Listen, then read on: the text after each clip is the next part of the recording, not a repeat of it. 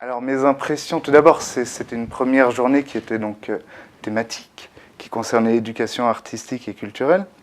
Il s'avère que c'est un sujet qui apparemment suscite le débat, parce qu'on a eu pas mal d'interventions, d'échanges avec la salle. Il y a un certain nombre de points qui sont ressortis, et un gros débat sur les dispositifs existants.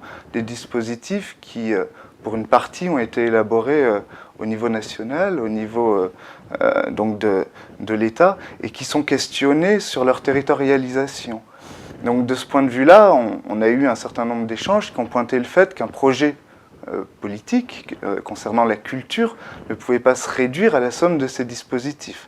Donc il s'agissait soit d'en inventer de nouveaux, qui soient fondés sur des valeurs, sur des principes de politique publique qui sont discutés et qui sont ancrés dans les territoires, soit de reconfigurer les dispositifs existants de telle façon à ce qu'ils prennent en compte ces spécificités et qui fassent écho au projet politique local qui est débattu.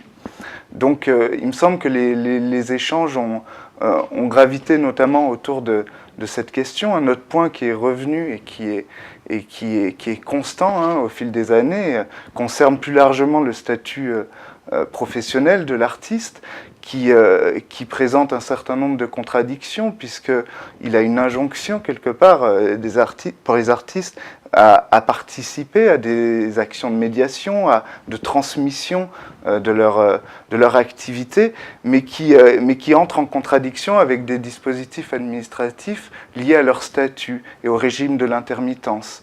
Donc là-dessus, il y a des contradictions qui sont encore à résoudre pour permettre aux artistes de s'impliquer plus intensément dans les actions d'éducation artistique et culturelle.